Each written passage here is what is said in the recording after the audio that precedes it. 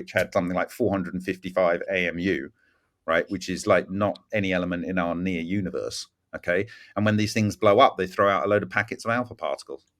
So like it's a bit weird. It's like and they've already verified the SV Adamenko work. They brought it in 2015 to America. $4 million appeared out of nowhere. So they set up this thing called Proton Scientific. It was verified between 2015 and 2017, and then it became part of the National Nuclear Fusion Program.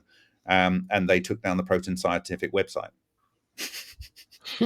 After moving the entire lab from the old isotopic factory outside of Kiev in Ukraine and verifying it. Yeah. And this experiment, it was using the old Soviet method from the 1950s of nuclear synthesis, artificial nuclear synthesis. And he set up the lab, and he started experimenting in 2001. It worked the first time, and he had 10,000 experiments sequentially in a line that worked 100% of the time. And he had all of the samples from the impacts, and he challenged anyone in the world to come and check. And the US did. And it's question for you on the same lines, Bob.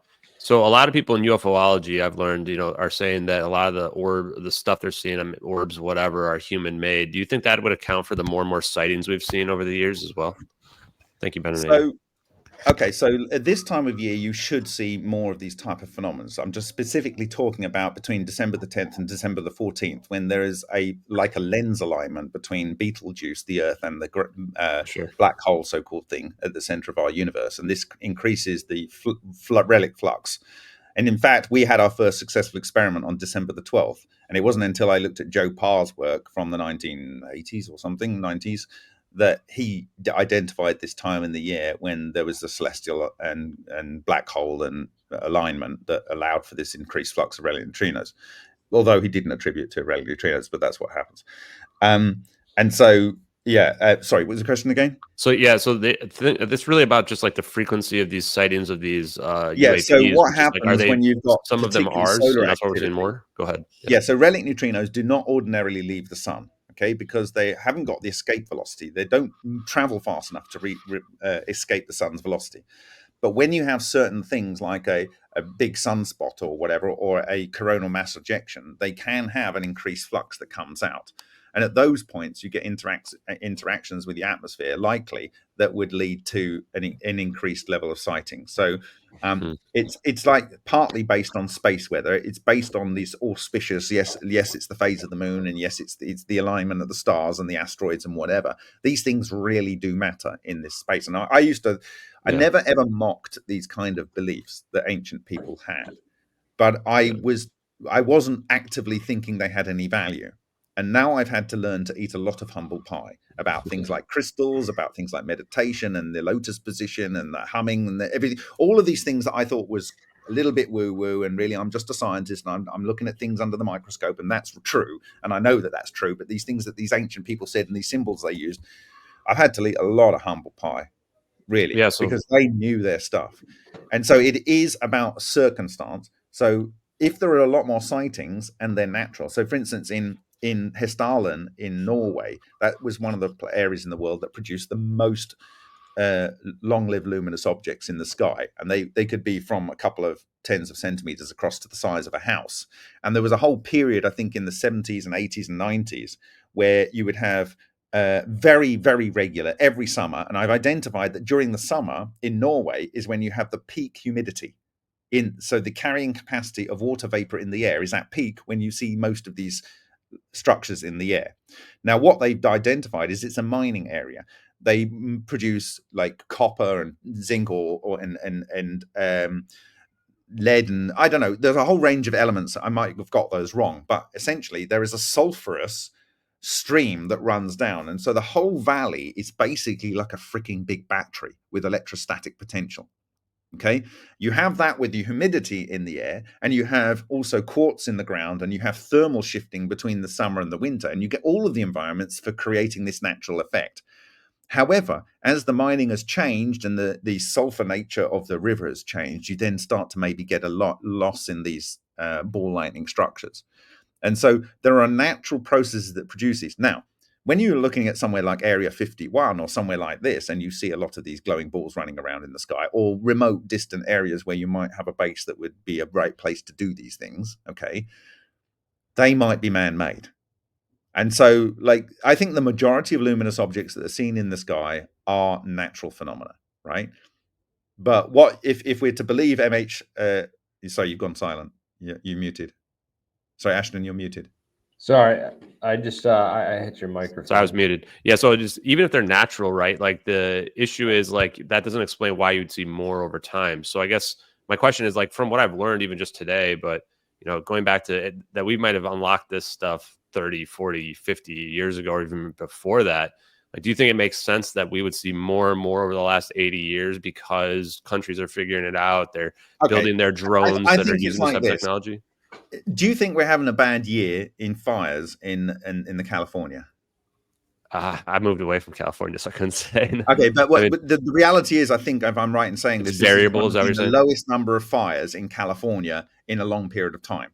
Yeah. But you have a factor of there being a lot more people on the planet. So if you go back to let's say when I was born, 1972, what was there in the planet? 2-3 billion. There's now 8-9 billion. I don't know, but like it's hard to catch up, right? So firstly, you got more people.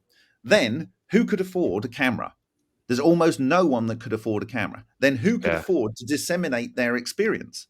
Almost no one. There wasn't a means for dissemination of experience. And then who are keenly aggregating this information? Just ridicule. And who is aggregating this information and giving it, amplifying it? Now there are people that spend their life scraping every single section of the internet and personal and whatever for anything that even closely looks like this. So it's not necessarily that the incidence has increased. It's that the ability of them to be packaged into units of information and spread widely has increased.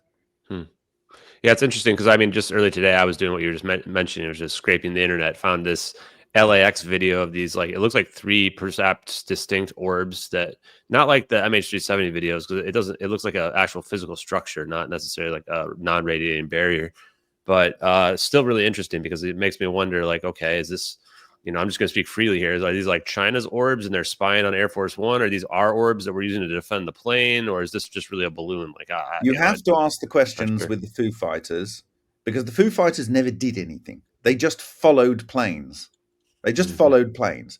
Were they an intimidation tactic of a technology that no one really knew how to use during the Second World War? Right? Yeah. I don't think they were alien. I think they were early implementations of this technology. And I think after the Second World War, these things were started to look at as practical defense technologies. And that is what I think my father showed me in 1979 when I was 7 years old. How? Because, it's scary because it's so old. Go ahead. You need to cross 2 laser beams to sort of create... No, you don't need to cross 2 laser beams. You need to cross 2 electromagnetic waves, which in them have phase conjugation of 280 degrees out of phase electromagnetic waves. So you don't need to see these things. They can be microwaves, they could be gigahertz, they could be... The klystron was invented in 37. Yeah, but the klystron is a trigger for a nuclear weapon. So if you had, but it was also used to detect submarines too. Okay. We need material science though to pull it off, right? I mean, getting 2 matter waves or any waves into sync, that's the difficult part, right? What they had with 1940s technology produces these structures. I'm just trying to think back to 1940s technology and what they had to be able to produce Foo Fighters. If that's the hardest part I have to get through, right? Oh, you mean in 1940s? Europe. Well, yeah. Okay, so in 1930, what was it? 1932, you have the electrical particles of matter drawings. If you go to our Facebook, you'll be able to find the drawings from Tesla if you don't know where else to get it. So that was 1932. You have his claim that he could do this, basically what would describe as an anti-gravity craft in 1911. You don't think that these people were not researching this. If you look at the 1903 designed Supreme Court of the United Kingdom, it literally has phase conjugation waves above the top mirror with a toroid in the center where the crossing of the beams are, right? And below that, it has a yin-yang, making a yin-yang, making a yin-yang, a wheel within a wheel within a wheel, with the golden ratio sacred geometry structure defining the windows of the Supreme Court that was designed in 1903.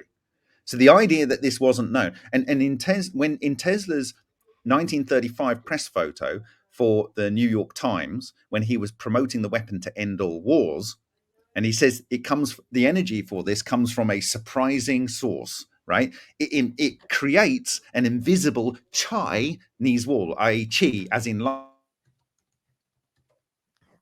Oh, lost him. Hey, where'd he go? Government took him down. Said peace. Oh my God, dude, too much close to the truth, dude. Yeah, a little too close. Flew a little close, too close to the sun on that one. Every time. Disconnect. Wow. Bob, hopefully you're still there. What's your guys' I little wanted thing to that ask him about this whole vortex tubes kind of stuff. I wanted to ask him about the thunderstorm generator, Malcolm Bendall. I want to show my friends patents and sort of give that away. I don't know if he's ready. Do you think they could deploy this from a submarine, or do you think like a satellite or like a plane? He was mentioning both satellites and dishes, and essentially, right, if you have the satellite above the microwave or antenna array from an island or from a base close. What about on a ship? Yeah, ship, definitely. That's what they have with their Aegis. Their shield, right? This missile shield potentially could be. So that's how you could point it at the thing you want it to go to, maybe? Interesting. The laser-based weapons experiment.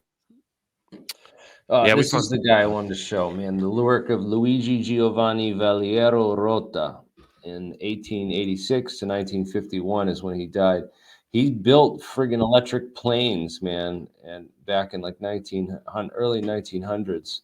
And really some interesting work. Yeah, it really feels like this has been suppressed for a long time, potentially. I mean, that's the part that scares me the most, especially when we were talking to Bob about the technology, and he's talking about might have this in the 40s. I'm like, so that was 90 years ago. So we've been hiding this kind of technology for 90 years. Like, lots of technology, man. If you notice one thing about the UFO narrative, everything they've put in front of Congress, everything they've put out in the mainstream, all of it's been completely absent of the real science and the technology. And the people in the channels that are talking about it, few and far between. We have trolls in the chat saying this is all bullshit and these people don't know what they're talking about constantly. And you also have no coverage of it whatsoever. We're the most, like, we're shadow banned to all hell. My channel has 115,000 subscribers, and we barely like crack the viewership that there's channels with less than 10,000 subscribers, new channels that are getting way like more views than that. And the channel it doesn't reach the people complain that, hey, I've ring the bell, I've subscribed to your channel, I don't get notifications, I don't know when you're going live. I have to go and search my subscriptions to find your videos. Like the YouTube algorithms running operations behind the scenes. Twitter was caught doing the same kind of thing when it was under its old ownership. Now that it's under the new ownership, we've got some freedom of speech on that platform. YouTube is not the best with it. It unfortunately. So Facebook literally made me deleted on its own over 100 of my first videos that I ever posted because I had www.alienscientist.com in the descriptions. It was like, this goes against community guidelines. Yeah, I got ahead of the game. I deleted my Facebook preemptively. And it's interesting that what did get in front of Congress at these congressional hearings on UFOs was stuff from a guy who's promoted a hoaxer as a scientist and been out in the mainstream promoting nothing but hoaxes, and then they could put all that stuff in front of Congress, debunk it all, and then say like, oh, this is all nonsense. It's like people don't see the dog and pony show and that's been played for them in front of the public. I've been screaming this for years now that like this is not like, this is a fake. Everything you see down there in that city, Washington D.C. is fake.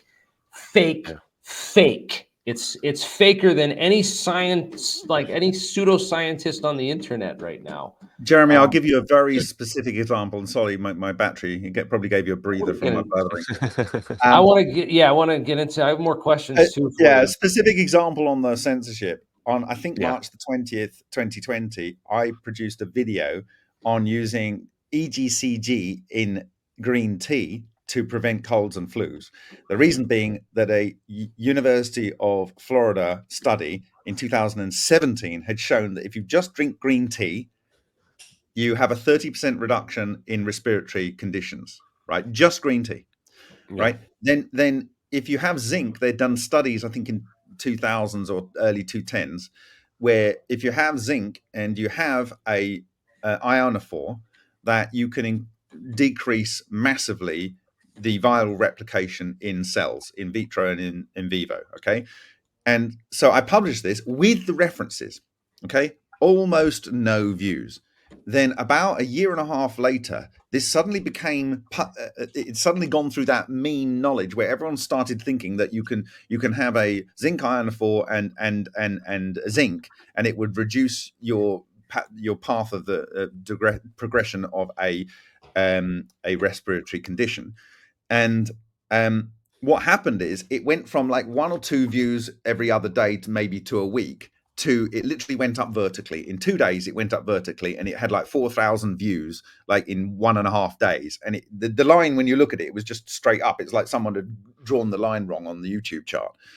And then immediately I got YouTube saying, "You've broken YouTube's community guidelines, and we are suspending this video." And I'm thinking, it's been up for a year and a half, and now I've broken the guidelines. And you know what happened? I wrote to them and said, this is based on current operation science that's published in peer-reviewed journals. There is no justification for bringing this down. And you know what? They reinstated it. Yeah. And it's barely had a view in the year and a half since. Well, yeah, you mess with the pharma companies, man. That's what happens, you know.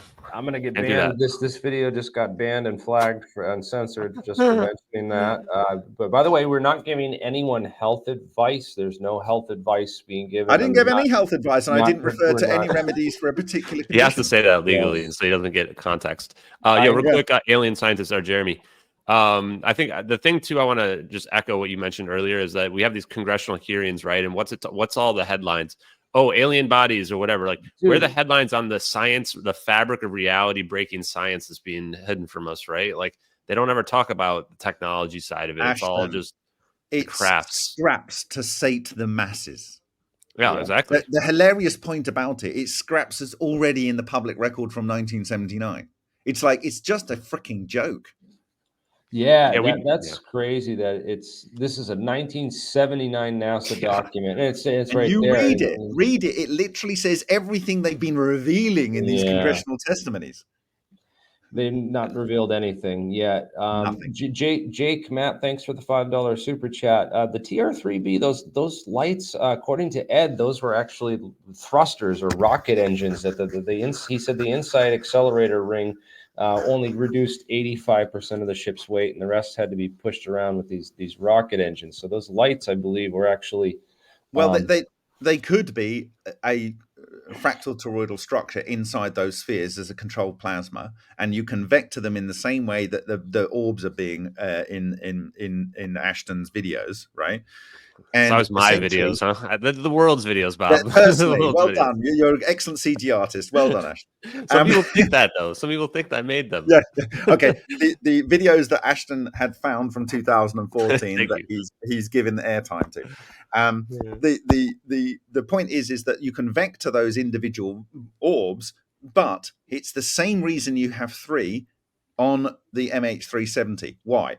Because that defines a vector of travel through the 3 points. Mm-hmm. It's the minimum. If you only have 2, it's like if I point in a different direction, I always end up spinning. That's why I think it's getting pulled back, because like you said, it's defining a vector, it's creating a plane in 2-dimensional space, right? Yeah. So then it makes me wonder, like, okay, is the direction of travel going to be, perpendicular to that, reverse of that? And in the video, especially the drone video, you can see like the tail of the plane sticking out from the center of the singularity. And it makes me wonder, it looks like it's getting yanked backwards a little bit. And that's why I like Dave's idea of there being a 4th orb where it's getting pulled back. I don't know if it's required based on what you've said, but that's why I've been asking you coyly about, how you would control some type of propulsion like this. Would you just turn off the You electrons control it in feeding exactly it, right? the way you witnessed the smaller quanta being controlled Mm-hmm. when they were being brought towards the plane. It's not complicated. It's like So you can have full control. I've got a car and then I bolt 3 cars together and I'm moving the whole lot together, but I'm only using the same kind of internal combustion engine. It's you're using the same mechanism to move them around as you did the quanta below. Yeah, no, that's pretty cool. Not complicated. So because your way of thinking would have me think, okay, you can move it anywhere you want, right? You have full control over it, just like they have the orbs. Like the way Dave and Sal talked about it makes me think more of like the rubber band, where it's like you got to have something ready to go, and then you just let it go, and that's where it's going to show up. So that's what I've been trying to unify. The fourth potentially it could also be 6, right? 3 and 3. Yeah, maybe. yeah, definitely. I actually think that's more likely of the two, but it's totally unnecessary. Yeah. So yeah, okay. Hey Bob, it's Gerald here. Speaking of unnecessary, Gerald. I was going to ask you the 3 vectors that are surrounding it. Could you actually, would it be possible to have 12? You can have up to 48, but it's pointless. Like if you want to make your job harder and control 12 rather than 3, but 2 will not do the job. 3 will do the job. You do not need 4. But wouldn't 12 give you more of a finer control? No. No? Okay, fair enough. No, because you've statistically got a lot more problems with having 12. When it comes to the alien reproduction vehicle and the flying disc of the sky gods, right? 48 is optimal, as you don't get any bleed out of the gravitational waves locally. You still get the gravitational vector through the center, but you don't have, with 48, their non-radiating boundaries push and pull against each other so that they don't try and collapse the object that's inside. You know what I mean? It's already a stable toroid.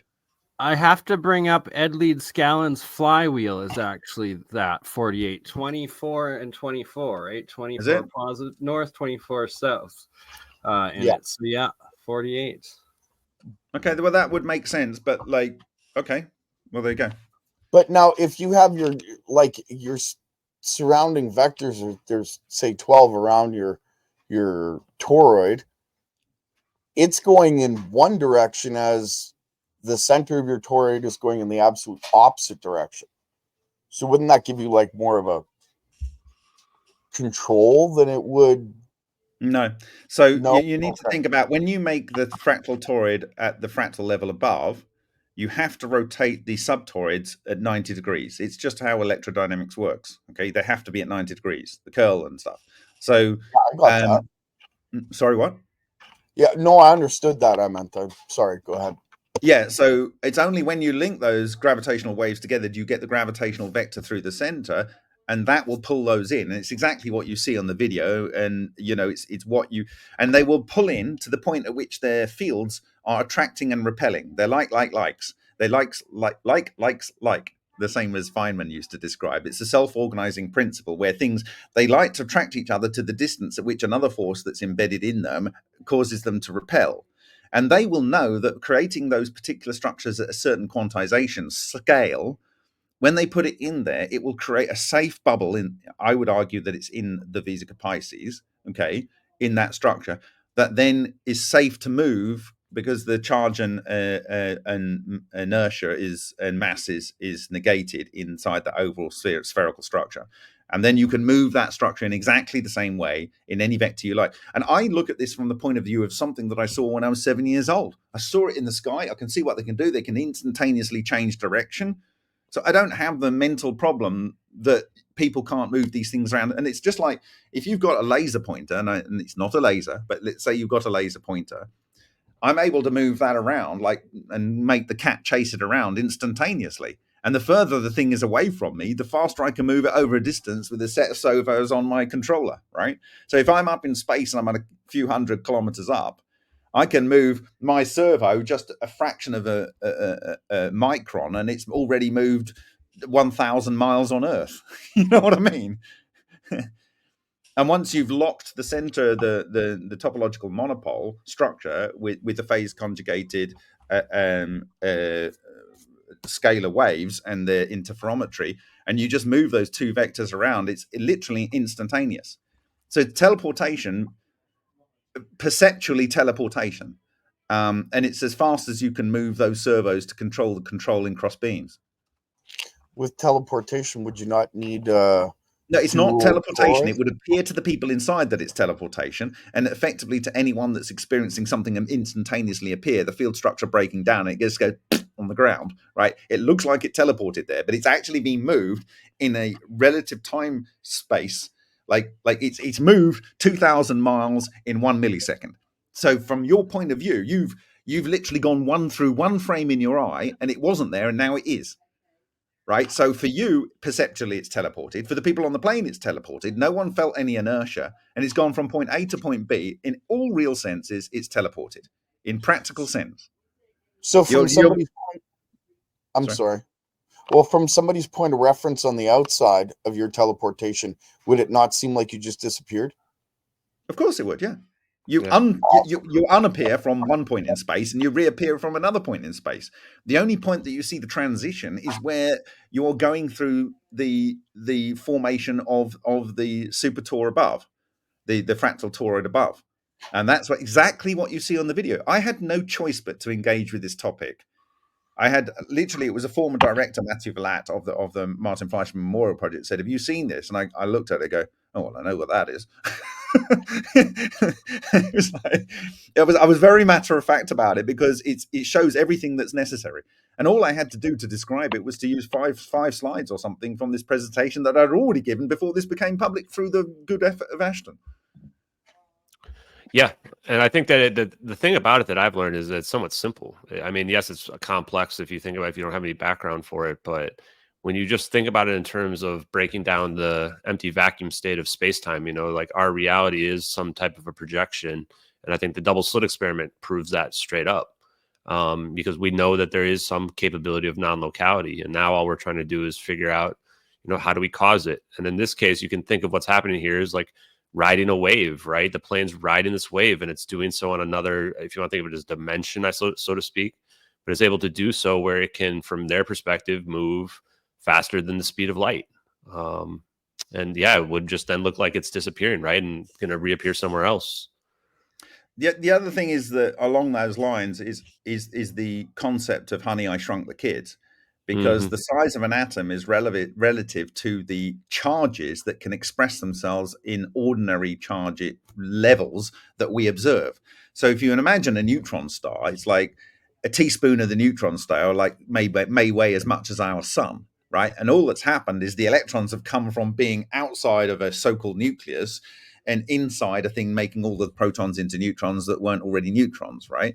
And so if you have something that changes the dielectric constant of the physical vacuum in the nucleus, then the electrons and everything can shrink down. You still have an atom, but it's in its own space-time. It's still within our universe reality, but inside that space-time, you have a bubble where electric charges are represented differently because you've changed epsilon zero. And so you can literally shrink that plane. Now, if you take the Earth and you put it into a black hole, and the Schwarzschild radius, it's 8.7 millimeters across. So how big is that plane going to be? Not very big. The problem with that, though, is then, you got people on board this plane, right? And I'm just going to go ahead, since we're talking about this, I want to give... You have to think about the people and the plane as information.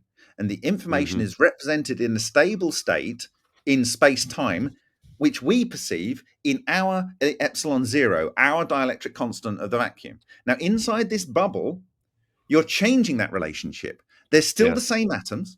They're still in the same exact orientation, but you've shrunk them. This is Alice down the rabbit hole, right? So this is literally going down a rabbit hole. Yeah. So what you're saying is their frame of reference wouldn't even change from their point of view. No, they would. That's what I'm hearing too. See themselves exactly the same. They'd be on their iPads or whatever it was back in 2014. They'd be talking to each other, going, "What's that smell of bromine? Oh God, whatever it is." They wouldn't experience. But what they would do is, once they're fully in that state, they might have a stop of time. Now, from their point of view, they don't ever perceive the stop of time. They just, at one point, they're over the Andaman Sea, and the next moment, they're wherever they ended up, whether that be in another planet far, far away, or somewhere else that you might like to mention, Chagos Islands. Interesting. And it would happen so quick for them. The brain wouldn't even be able to comprehend the speed. You would not perceive time. Yeah. So this is basically just an Akko-Berry drive, right? You go and look at the study of T.L. Carr. The T.L. Carr was, I think he knew the doorman of Tesla, and they ended up creating this supposed anti-gravity craft. And there was this guy who visited them called, what's his name? Otis T. Carr. But there was a guy who's got like fluffy hair, and he met him, and he put his hand into the aluminum. What? Ralph Ring, yes. Ring? So Ralph Ring said that they went in this device, and they said, look, we're going to go down range. And they went down range, and they told everyone to get some rocks and put them in their pocket. And they went back up range, and they had no concept that they'd actually traveled. The guy said, can you now look in your pockets? And there's the rocks that are not here. They're only available down range. And so they had no perception of time change.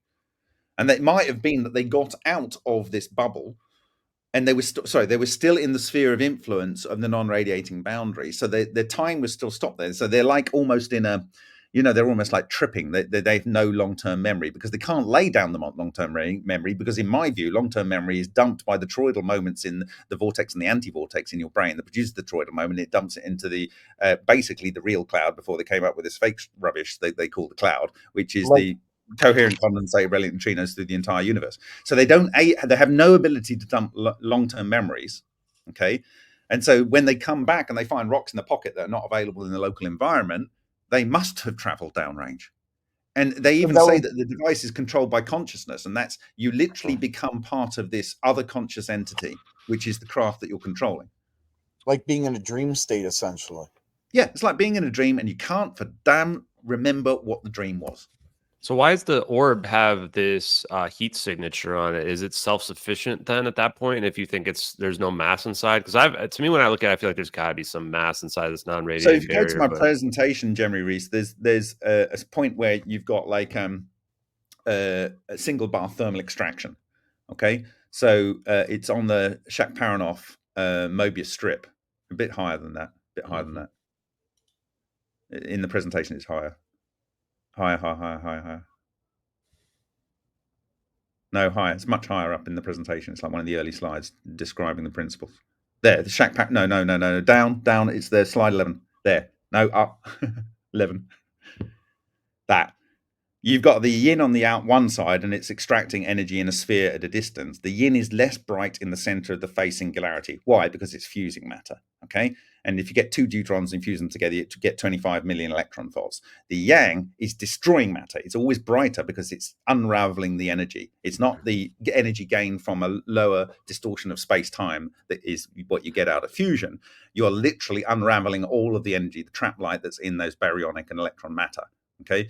And it produces an intense flash of light, but it also projects out. So you get a luminous object at a distance. So this is one way that you could create these particular objects, but it's not really a very controlled way. You want to create them from a soliton. But what I'm showing you there is that these structures can actually thermally extract energy from a distance. Now, it might be that flash you see is actually the projected effect from this self-organization of those three tors into a super tor above, a fractal tor above.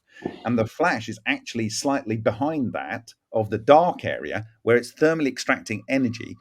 And what is this burning? Is this like it looks like magnesium burning or something? What is going on here in the picture? What are we looking at, and what was done in this Shakparanoff generator experiment here? Like how do it because it was this and what is the photography? Was it done with like a high-speed camera? You know, making sure like this isn't just exploding bits that like jumped a real long distance in a short. So on the luminous object, you'll see that it has subfractal lobes on it.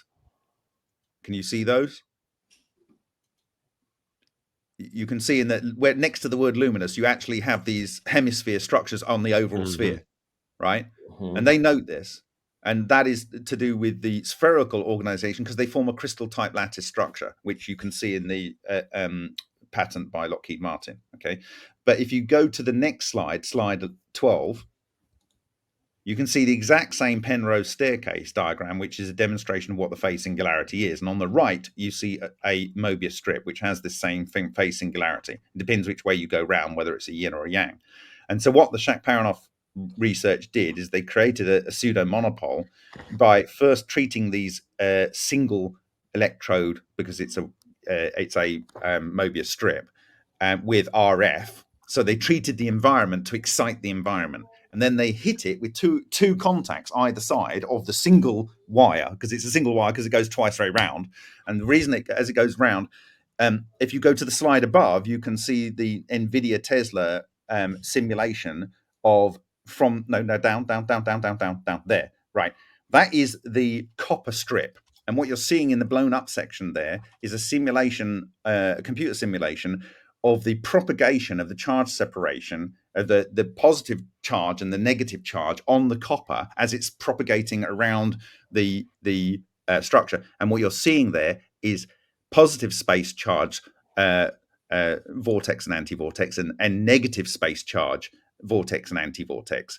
And that sets up the space-time charge space charge system that when you hit it, and it's in the process of doing it at that point, you hit it, it produces this phase singularity, and that produces the topological monopole.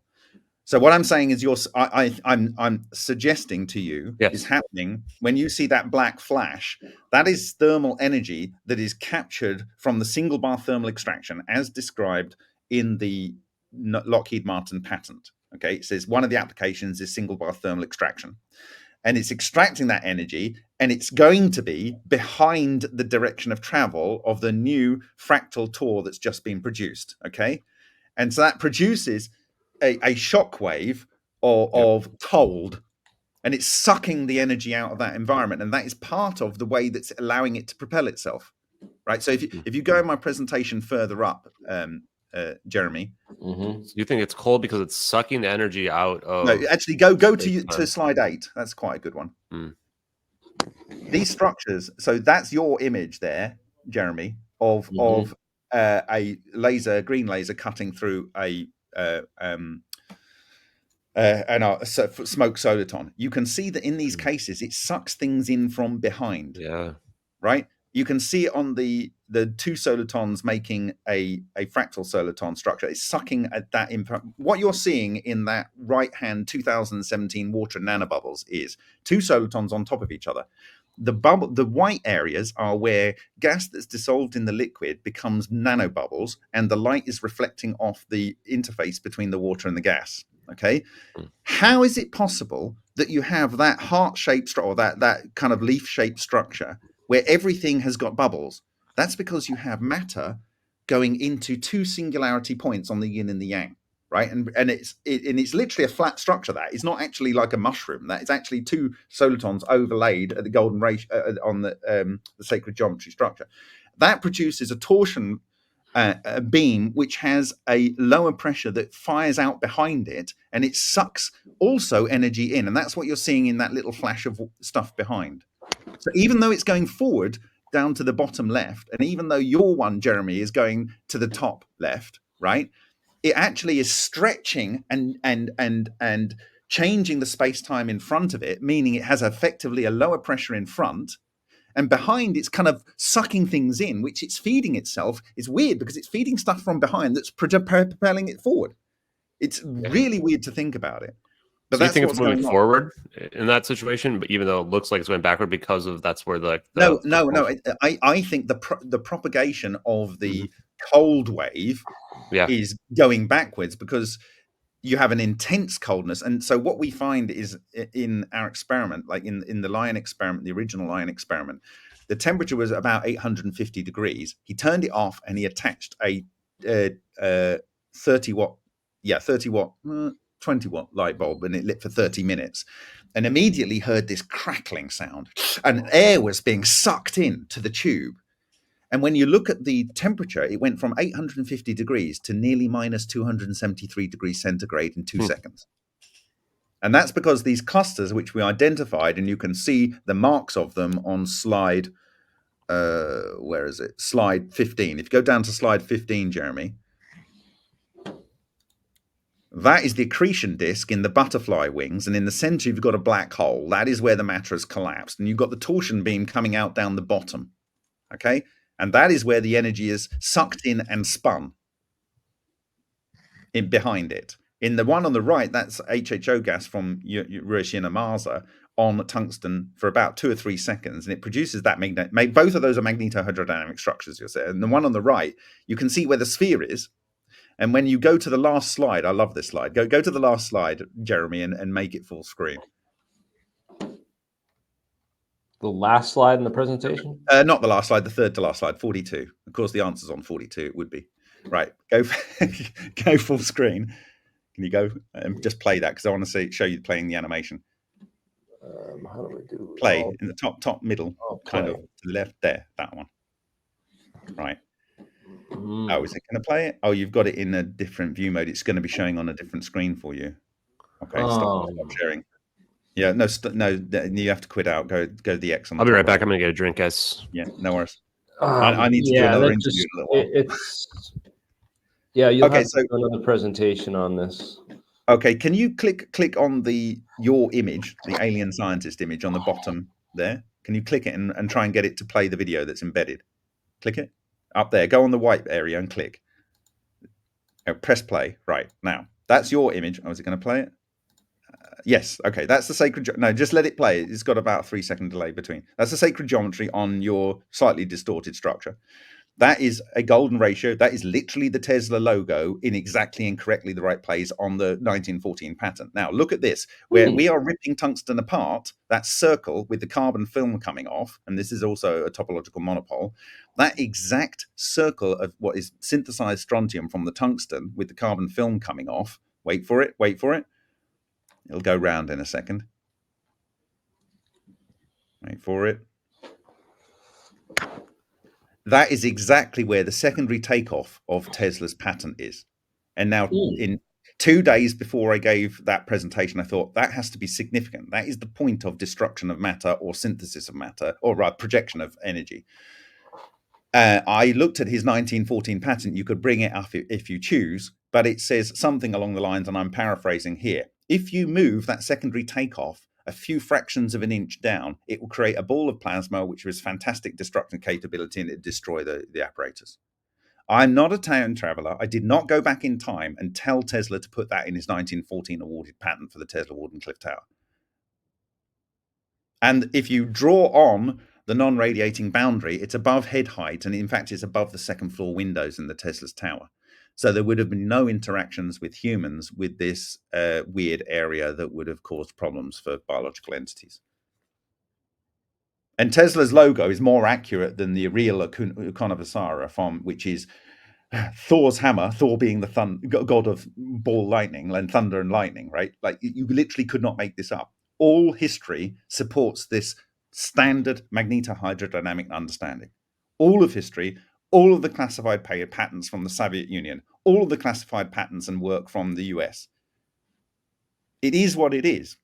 And every time anyone comes to the conclusion that it's ball lightning, like this guy did in 1993, they changed the rules of the American Nuclear Society to prevent him from publishing. When Ken Shoulders realized it was ball lightning, a person from Los Alamos National Laboratory demanded that the curator, Jed Rothwell of LearnerCanada.org, remove his papers from the database. And I never heard of this person or Ken Shoulders until I started understanding this was ball lightning in 2017. Never heard of it. Interesting. I wonder what I have Michael here, just joined. He's our material scientist at Hi, our Michael. lab. How you doing? We were trying to we haven't had any direct experience trying to replicate any of the Hutchison effect stuff or any of these EVO experiments or even cold fusion stuff in our lab just yet. But if we were to try to do that, like where would you suggest we start? I mean, okay, so I would recommend. I have a question as well. I missed. I'm sorry, I was working with a vacuum furnace, so I just got in here. What was this thing about a Lockheed Martin patent for environmental energy extraction? It's called Systems and Methods for Generating Coherent Matter Wave. It uses without credit the method of generating electron solitons of Ken Shoulders, and then it employs the Aharonhof bomb effect that was used effectively by the person that informed on trying to understand Ken Shoulders' work, John Hutchison's work, and that was the work of Winston Bostic, who from 1948 worked on Project Sherwood, which was Los Alamos and Princeton University and one other location, with converting the hydrogen bomb into domestic fusion. And so they say one of the applications of the coherent matter wave, which can be produced at any temperature, even using fermions, using this technology and this approach, one of the applications is single bath thermal extraction, which means you have everything at the same temperature, and from that volume of exactly the same temperature, you can actually extract thermal photons, right, and bring them to a new location. And that is the zone that you see in the Shak-Paranoff work. I lost the page with the patent on that, and I'm trying to bring it back up. I've got a link within my presentation, so you can just click on that. So if I'm understanding correctly, it's using the Aharonov-Bohm effect the phase singularity is using the Aharonov-Bohm effect to get things in phase and appropriately apportion the energy distribution between them. So how does this phase difference allow you to push the energy around exactly? Okay, so what's a Saser? What's that? What's a Saser? It's a sound laser. It's what they use in these active denial effects, which actually produces these terrible things, which actually, because of the piezo nature of your tendons in your teeth. That's a heat pump. That's not negentropic or anything. Wait. What's a laser? A laser is the same photon energy, so it's got the same wavelength, and it's in phase, right? Okay. What a maser is a microwave photon in phase, okay, and same energy. What a coherent matter wave is, let's say we take the preferred element of, after many years of research, of Nikola Tesla for producing his etheric matter streams. He chose aluminium. Aluminium has one isotope, 27. So already you're onto a winner. Now, if you give that the same energy, i.e. every single aluminium atom is exactly the same energy, its de Broglie wavelength description means the wavelength is exactly the same for the matter wave. And then what you have to do to make a coherent matter wave is you need to get those same energy de Broglie wavelengths, descriptions of the matter, into phase. And the way you can only do that is the Aharonov-Bohm effect. And at the center of a fractal toroidal structure, you get it for free. So what is the Aharonov-Bohm effect doing to get these? It's allowing these things to get into phase without messing around with their energy level in a negative way. It's very well described in the Lockheed Martin. It's not directly affecting the Hamiltonians of the particles. It's just shifting phases. I see. Okay, that's interesting. This is the pattern, and it's all well described in there. And from this pattern, I learned the one most important thing. You do not need to cool matter down to near absolute zero to create coherent matter. The reason they did that is because that is the easiest way. You have a substrate, and you take the cesium-133 atoms, or you take your sodium-23 atoms, or whatever, that single matter wave function, but they're all at different temperatures, so they cannot cohere. You then lower that down and lower that down to absolute zero, and they're on a substrate so that their energy levels are almost exactly the same, which means their wave function, de Broglie wave function description is almost exactly the same. And it's just like pendulums on a suspended support. If they're all out of phase, after a while, they always end in phase. Yeah. Okay. That's how you create your normal Bose-Einstein condensate that they did in 1995, 6 or 7 or whenever it was first made, after being predicted for so long by Bose and Einstein. The difference is with this is you can take fermionic matter, you can create bosons from that by creating, for instance, like a Cooper pair out of electrons, or dimers where your nuclei is not already fermionic nuclei, bosonic nuclei. And then once you do that, you can then get them all at the same temperature. And what they're doing here in this, they're using this 10 micron with many coupled microcavities to allow the bouncing around so they get at the same energy level. And then they use the magnetic field to act the Aharonov-Bohm effect. And that allows for these things that are at the exact same energy to become in phase. So you get coherent matter waves. And that comes out as a beam.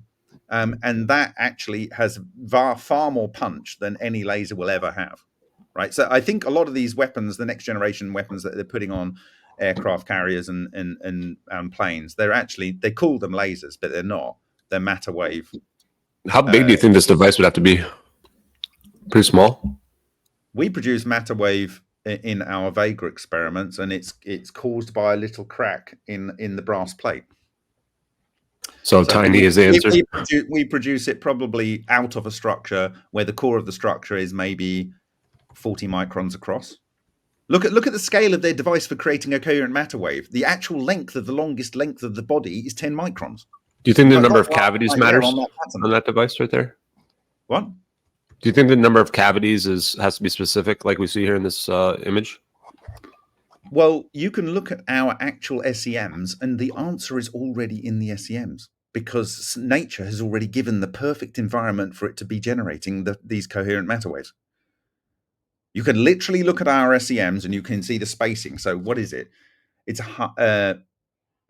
in our particular device, I think a spin wave and an anti-spin wave is over 400. Is it over 400 microns? Or is it over 40 microns? Anyway, you can go and see in our SEMs. The answer's already there from nature, literally writing on a piece of brass what the answer is. Now, there could be quantizations above or quantizations below, but you don't have any. There's no necessity for maths. There's no necessity for other theories. It doesn't matter what's going on. Nature's giving you the answer because we see the coherent matter waves and you can see what produced them. That's it. The answer's already there physically. So the coherent matter waves are not the same thing as EVOs, though, right?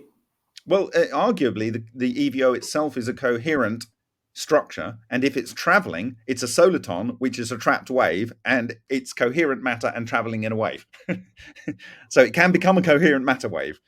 But actually, the coherent matter waves. It's not like any of the standard atoms, though. Also, these are the mathematical description comes out of the Lenert equations for these, I believe. You know what? I swore to my readers and my viewers I would never use an equation.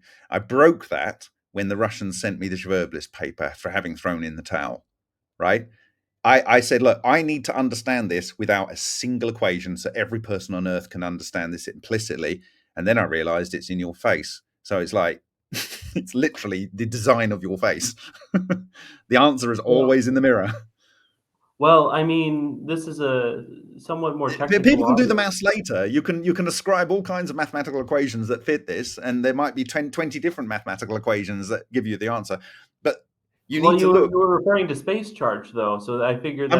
Yes, I am. Yes, and that is important. So about the geometry in this, can this be related to any fundamental constants or anything like that in nature? Jeremy, before we do that, I'd like to get this nailed down here. So, the people who mainly looked at space charge were, I believe, Evans, Greenyer, and Lenert, and they had a lot of interesting concepts. I don't know if they're all correct, but I mean, if you generate space charges, those are the guys to look at, I imagine. So the coherent matter waves are one thing. The EVOs are can also be coherent matter waves, but actually, what you get. If you look, go to slide 23. Okay, so you get a coherent matter wave that can come out of a collapsing structure like a reentrant jet from a normal cavitation bowl. As it collapses, it forces the coherent matter wave through the center, and it comes out as normally two structures, right? But it depends, because you can have coherent matter waves that come out of the substructures. So typically it's almost always two. So look on the left, that's two. So when the overall matter structure collapses and you actually get a flash, you get two orbiting around each other. Okay. Sometimes you can have three, sometimes you can have four, but the likelihood of it being more it comes down to how stable it was on the resonant phenomena that generated the structure. Okay. So what it kind of does, it can package the information into a certain quanta, and it can keep loading information in there, and energy in there, and you get more substructures of substructures forming up until you get 48, and it has to either blow up or it has to become the next fractal up. And so it scales and grows like that. But depending on the substructures, depends on, like, if you go and look at the videos on the coherent matter wave beams that we have, we sometimes have, weirdly, just a tube, which I would see is just a traveling Evo.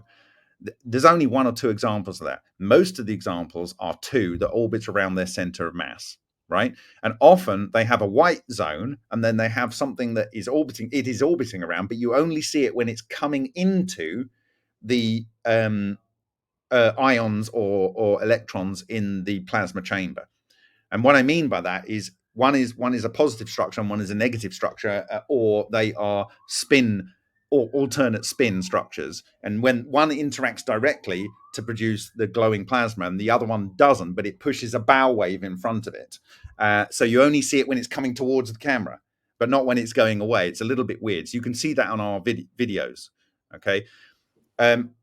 We've seen some collapse wave functions of these things, and we end up with like a little bullet as it dumping the matter that was entrained in it, and you have these orbiting things going around it. And sometimes you see it actually interacting with the material and making these multiple spiral changes in the spin of the atoms of the material, which allows you to see them when you put polarized light on a microscope. You don't see anything, and you put polarized light, and you suddenly these tracks appear. Because it's affected the spin of the nuclei in the matter. It's just reorganized their spin, not the actual matter. It's a bit weird, but it's because of the intense localized magnetic field, and it just travels through and affects the matter as it travels through. Yeah. Interesting. So, again, how does this relate to taking thermal energy from the environment? So how do you use only phase to create a temperature difference in an otherwise initially thermalized? So what is thermal energy? Well, it's phonons vibration in matter, typically at terahertz frequency if it's in IR range. Now, you've obviously got different frequencies which are not thermal. In fact, most of vibrations in the universe are not in the thermal IR range, right? So if you can have a system that can either change basically it appears to have, if you go back to the model, the 3D model. Okay. Can you see? Okay, so can you see the little spot that's on the Sothic ratio cone that comes out the bottom? So you've got the 2 order on the left. Okay, that's the spot there.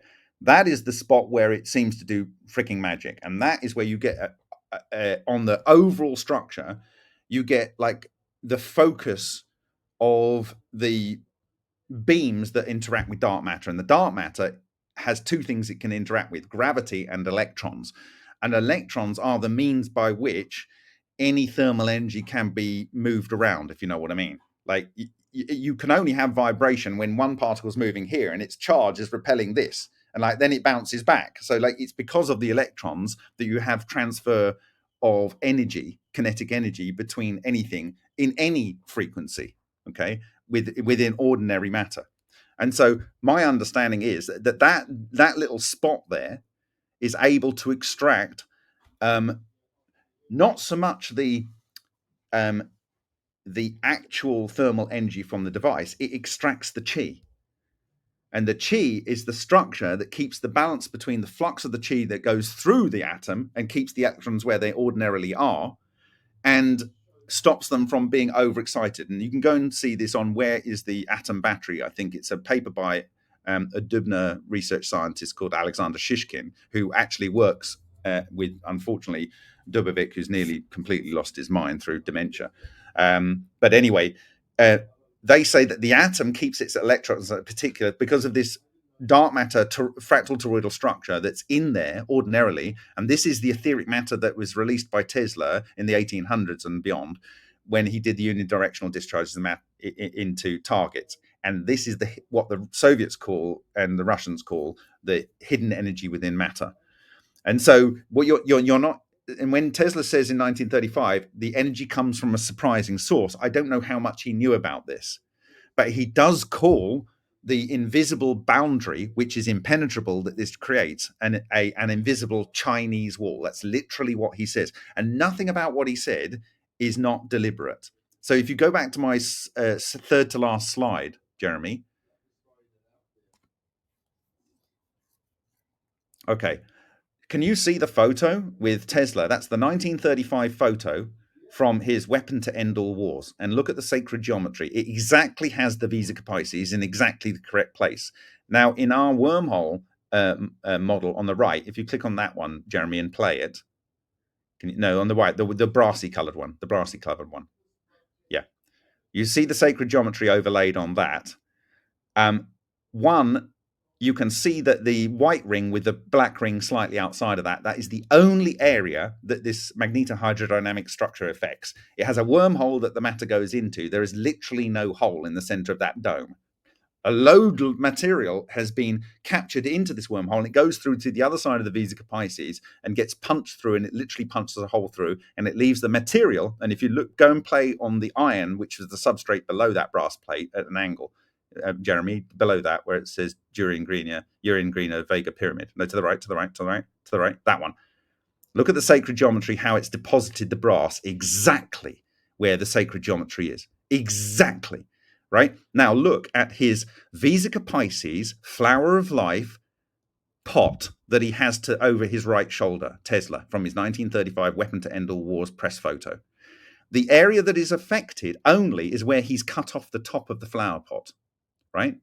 He has the vortex and the anti-vortex correctly, one behind the other, as I showed you in the white banana bubbles in the ultrasonic tank of Suhas Ralkar earlier on in the presentation. And it's always slightly offset, one above the other.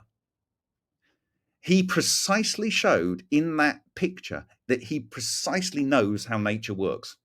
And his own Wardenclyffe Tower is based on that. His anti-gravity device is based on that. His Weapon to End All Wars is based on that. And he specifically says it in the press text, this creates an invisible Chinese wall. It extracts chi, the hidden energy within matter, and it creates an impenetrable boundary out of this. Well, I saw a slide about cold electricity as well. I think I missed that. Yeah, go for that. Yeah, it's all very trivial. Once you understand, it's all very trivial.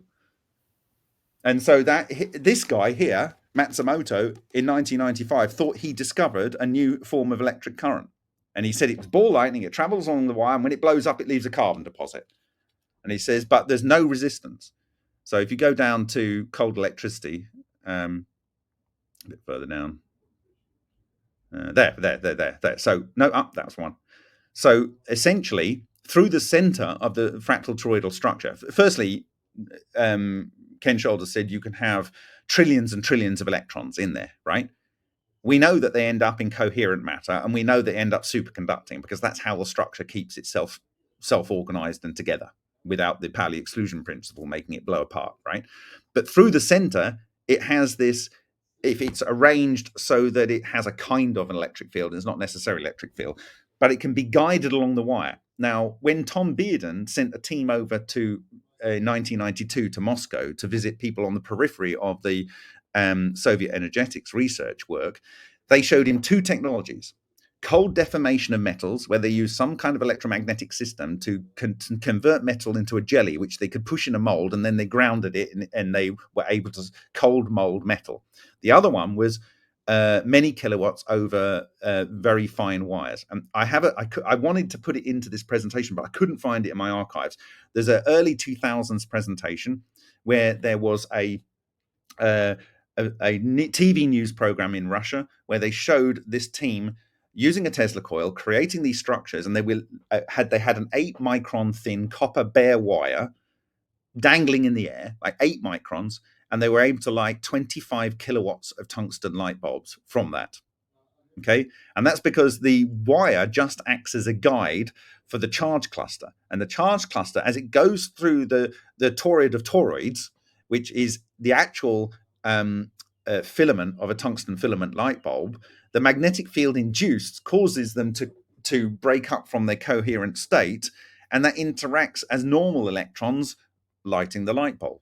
It's quite trivial, actually, when you understand it. And this is Maury B. King's diagram. And what Maury B. King has inadvertently drawn there without realizing it is a fractal toroidal structure carrying the current. I wish it was easy for me to understand. These are effectively Tesla's DC pulses, I guess. So you have like a AC signal with a DC offset. These are Tesla's electrical particles of matter from his 1932 beam weapon. Okay. So I mean, have if you look at Eric Dollar's work, there's a lot of stuff about this, and it just generally uses DC pulses. So they'll have a rise and a fall, but so a DC pulse is a volts. unidirectional pulse. That is exactly what Tesla used. Why? Because if you have an AC pulse, you don't have all the flow going in the one direction. Exactly. And that's why you have, say, a magnetically quenched air gap, those kind of devices, so that you only get the pulses going in one direction. So I have a question for you then. That's actually so key to like my own electrolysis experiments, and that I have to start doing them side by side, AC versus DC, just to show the difference of how much it really does affect. So my question, Bob, is, are you saying that the excess energy? Okay, so for example, the system that I'm using, I've now gotten to a point where I'm putting in 27 volts, 1.3 amps, and I'm heating a 900 watt electric element, 110 volts, for at 185 degrees Fahrenheit in 5 minutes for 35 watts. I could give you some potential explanations. The first one is you are going to get a. So go on. One more part to that before you explain that. The coil that runs the system gets colder when it's heating up the element. Of course, it probably would do, because the coil, if you've got it configured correctly, it will do single bar thermal extraction. Okay, on sub levels. Okay, if you've got the curl on the electrodynamics correctly done. I do. Yeah. Okay. So, I believe I do anyway. Okay, so then if you get a flux of relic neutrinos through the center and it goes through the phase singularity, and if they are unwrapped and then rewrapped somehow, I don't know what the nature of your coil is, then in theory you can take that 0.25 of an EV that's been something like that, that's been established by Parkhomov, and you can unwrap that into basically a photon that has that energy, and then you can rewrap that into, let's say, an electron. And we know that an electron, effectively, if you take a positron and electron and you collide them, they unravel. One unravels the other, and you get two photons of 511 keV coming out in opposite 180 degrees out. And this is the basis of positron emission tomography. So we know that the electron and the positron are essentially photons wrapped in opposite spin directions, right? And so this is the same of a neutrino and an antineutrino, okay? But there's charged leptons and uncharged leptons, and the question is, how do you get the difference between the two? But other way, it doesn't matter. You've got energy. You convert the energy into a photon, and you rewrap packets of those energy, and they come out as electrons. So that's one way that you can do that. Now, the other way is if you have baryonic matter going through the center of your coil, and that could just be environmental baryons, like that are in air or nitrogen or whatever. If the diality angle, according to David Freiberger, is exceeded at the center of the structure, or at the center of any of the fractal toroidal structures, this can unwrap the matter, and you get 930 something million electron volts of energy released. And does that collapse down into other electrons? You could have a scenario where you're converting a good proportion. I would be concerned in those environments, if you're genuinely doing that, that maybe there's some form of radiation coming off, that I would like to understand more about that. Because I have multiple meters. I don't have a Geiger counter yet, but I have a tri-field meter, and I have a sound meter, quite a few different things put into play. Okay, I would suggest getting some silver foil and putting it over your various detectors to try and excite any potential clusters that are coming off, and putting them into the white mode so that it can be detected. Either that or some potassium containing mica. And some Geiger counters, pancake ones, have a potassium containing mica window. And, actually Ed Storms detected these things. But anyway, the point is that I would suggest doing that. There's a guy called Russ George, and he found from cavitation experiments that he saw no radiation, and then he put different metals in front of his Geiger counter, and he suddenly started seeing radiation counts. But he worried, and he didn't know what they were, and he found that silver was the thing that produced the most peak of radiation. And then he went to Edward Teller and said, what's going on here? And Edward Teller said, well, these are what we call machinigons, which is some Jewish or Yiddish name for something that we don't really know what it is, but it exists. That brings me to another point. After doing multiple tests with my coil system with a neodymium magnet, the nickel on the outside has been eaten off, and I took a look at it. Well, the nickel on those neodymium magnets, depending on the humidity, I mean, the reason the nickel's on there is because the ceramic regularly falls apart in moist air. And I would love to send it to you. Okay. All right.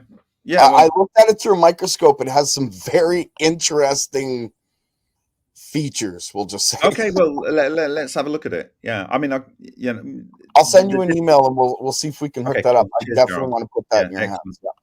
Thank you. So I have another question, and maybe Michael can answer this too, if you're there, Michael. You mentioned something to me the other day about a way to stabilize, super heavy elements using externally applied gamma fields, and that maybe just maybe. I mean, Bob Lazar describes a stable isotope of this element 115 that he had in a triangle that he could carry around with him. So it wasn't something that he had to keep in this machine that kept it stable. But you said that there might be ways to stabilize these super heavy elements and keep them stable by injecting gamma rays into them. That's incorrect. It wasn't in a machine that kept it stable. It was stable. When you hit certain isotopes, like tantalum 180, for example, with gamma rays, they absorb those gamma rays, and the right frequency of gamma rays. They absorb the gamma rays, and due to the high nuclear spin, it's like a top. It actually prolongs decay. Yeah, look at that. Tantalum 180M is stable, even though it's technically metastable. And then tantalum 180 itself decays in 8 hours. So you synthesize tantalum 180, you hit it with gamma rays, and you can stabilize it. The same thing with super heavy elements. There's this island of stability, and none of the standard isotopes are stable, but some of the nuclear isomers are, and you generate these nuclear isomers by making these the radioactive isotopes and then hitting them with gamma rays. And then they're stable. You don't have to stabilize them with an external machine. I don't know if that's part of Bob Lazar's story or something. I haven't been paying attention to that at all. But yeah, these are also as far as I know, unrelated to EVOs. I think you're right. It's not related to EVOs. What you have with an isomer being unstable, and this is the principle of indium activation by neutrons to detect the production of neutrons. An isomer is where you have the same baryonic matter, but it's arranged in different arrangements. So, and sometimes it's called an excited state, but actually the reality is it's just a reorganization of where the position of the nuclei are in the.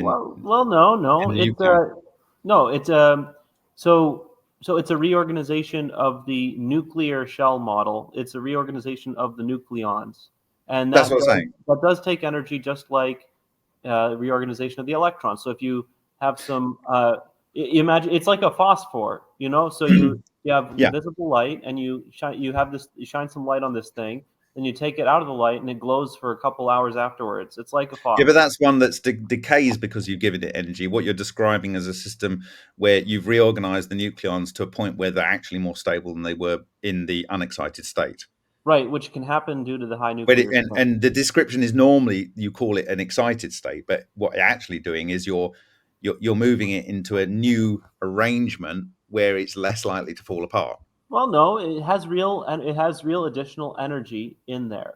No, I'm not saying it's So not got an really excited additional state in a energy. It's sense. like It's the same. So I mean, you can make any radioisotope stable by removing or adding the right components. But yeah, it's an excited state, but it is more stable than the unexcited state, which is that's exactly what I'm saying. So how would I describe this is you've got like a nucleon that's teetering on the edge of a step, right? And you're giving it extra energy. You're moving it forward in the overall vector up the energy ladder so that you're moving it further onto the stable platform so that it doesn't matter how much vibration you get, it's not going to actually fall off that step and become de-excited. So that's kind of like how I would visually describe it. Yeah. I wanted to mention one thing. I got to go work on some stuff here in a minute, but I just wanted to mention something interesting about these EVOs that I just realized. I'm sure other people have realized this before as well. So EVOs, they're sort of quantized, but you can generate them at whatever size you want with various amounts of energy. So there's a continuum to them of a sort. And what's interesting is when we developed the model of the neutrino, we saw that beta decay had a black body spectrum to it. When we would have expected that beta decay had specific energies that the electron would have during beta decay, quantized states. But because there's a continuum, that means that the electron is interacting with something else. So it's interesting to think about maybe the neutrino can be explained by something more like these EVOs. So that's an exciting so I recommend you read Parkhomov's Space Earth Human. He originally did the Psychic Spy program for the Soviet Union, and that's chapter 4 in the book. And he learnt the technology to learn about what was called N radiation. And there was a guy called Illy. Oh God, damn it! I had a conversation with him the other day about it. He proposed because normally when you have neutrino coming out of a reaction, they only have they don't preserve parity. And people kind of overlook this problem in nuclear physics. Anyway, he solved this, I think, in 1996 in a paper. Ilya Prigogine? Sorry? Yeah, you said Ilya. So is that hold on, I can actually go to my email with Parkhomov and find out the precise name.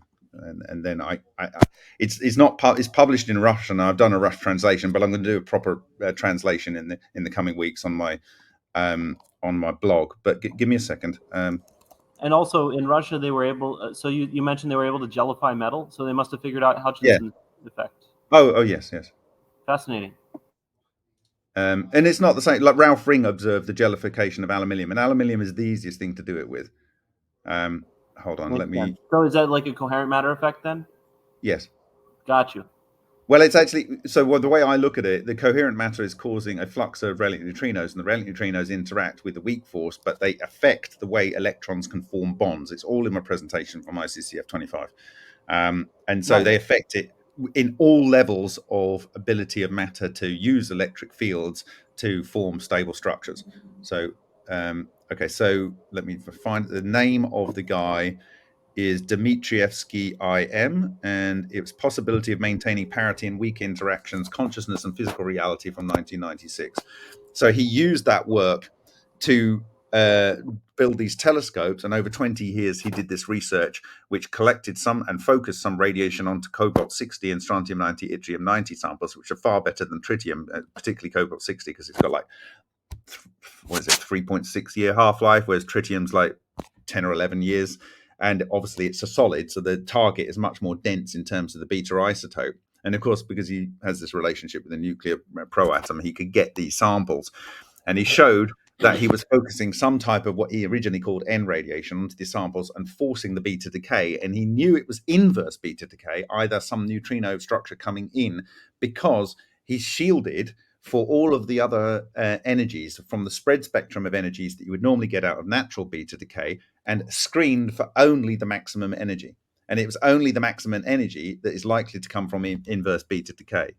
So he showed And now he's shown that you can technologically produce these things. So yeah, cool. So you can induce the beta decay then. That's good. yes, absolutely. Okay, that'll be extremely useful for getting rid of radioactive waste. Yes, and this is one proposal that I gave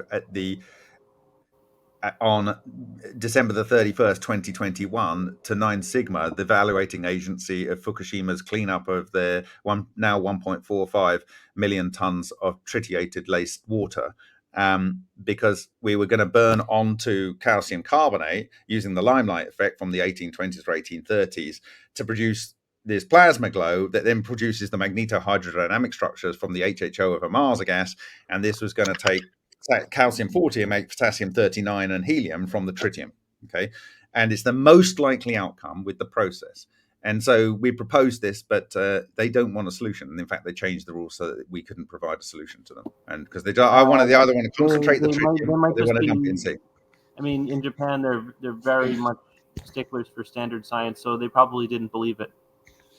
Well, the good thing is that because of the complaints of China and because of the complaints of South Korea, 9 Sigma have been removed from the evaluation agency, and it's now been replaced by Mitsubishi Industrial. And the guy that heads the Lena research at Mitsubishi Industrial, I know very well. I've got a good relationship with him, and he was my compere in my ICCF 25 presentation that you see coming up and saying, right, you've got 1 minute, you've got 2 minutes, whatever. That's that guy, Professor Iwamura.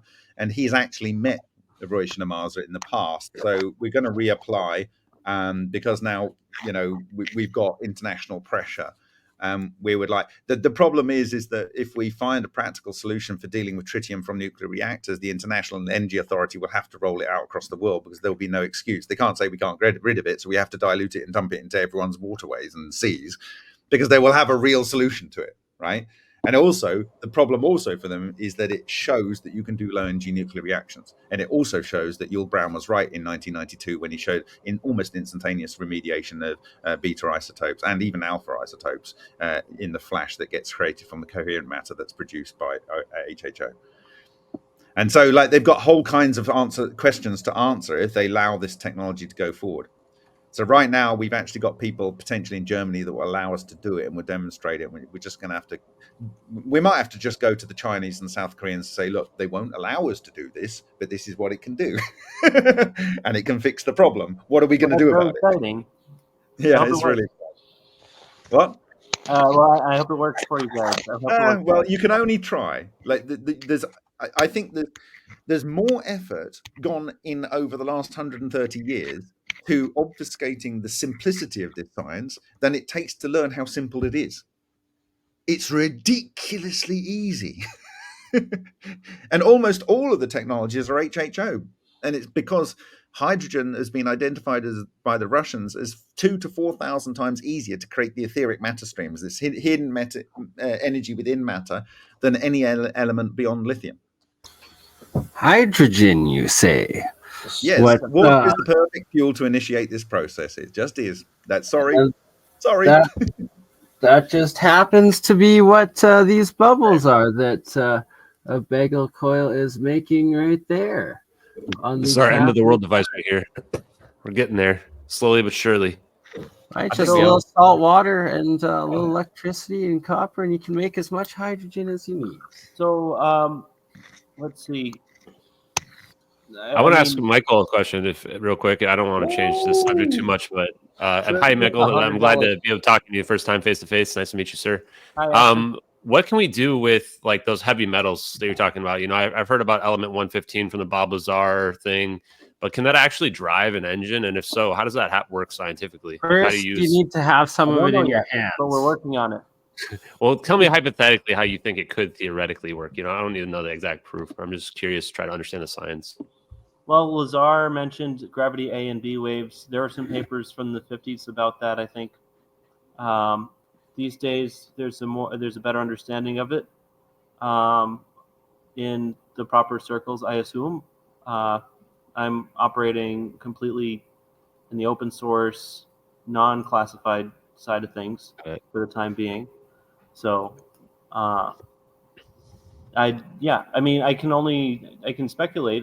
My speculations tend to be pretty good, but let's see. So, I mean, if you've got a very high nuclear spin, honestly, so one of the interesting things, we were working with bismuth, which is lower down than element 115, for example. Yeah. Bismuth exhibits a highly nonlinear Zeeman effect, especially when you distribute it into nanoparticles, but in general, it has a nonlinear Zeeman effect. And that may be useful for gravitational wave detection. And if you can detect something, you're interacting with it.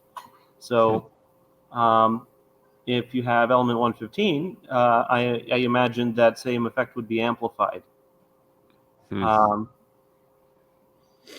Element 115 was synthesized at Dubno, where both Shishkin and Dubovit work. And it obviously wasn't that stable. Yeah, I was going to say, is that where they brought it up, and that it was like only for like milliseconds that it was able to that's what I'm exist saying. I recommend that they try it again with a strong flux. Yeah, I understand. You're saying hit it with gamma rays at the same time. So you probably need to use Mossbauer effect and create a gamma ray laser from using a nuclear. You literally need a nuclear explosion to create a gamma ray laser. You can have an electron beam that hits beryllium. Yeah, you can get the right energies. Yeah. You get an electron beam that hits a beryllium target, same as in an X-ray machine. You just increase they use that electron voltage. But Bogdanovich uses that to produce the monopoles at Moscow Nuclear Physics Institute. They use the cyclotron beamline and they fire it into a conversion target to produce the gamma beam. Interesting. And they're producing neutrinos or something instead? No, well, so they pass it through a magnet, but what they see is either side of the magnet, they get these mushrooms, which are the signature of these topological monopoles, these clusters, on either side of the X-ray. When you have a gamma ray, your conversion between magnetism and this other particle is much more efficient than at lower You actually produce these structures, or they argue potentially they're being knocked off the face of the magnets. They're already aggregated. There's north on the south and south on the north, and the gamma rays actually knock these off. Interesting. So all the Mossbauer effect. Sorry, Michael, go ahead. Oh, thank you. So let's see. I'm gonna. Well, I'll ask. So regarding the creating a heat difference in a thermal bath with phase. Perhaps if you could send Jeremy some articles about that later, I'll read up on it. As for teleportation, my big question is, how do you define?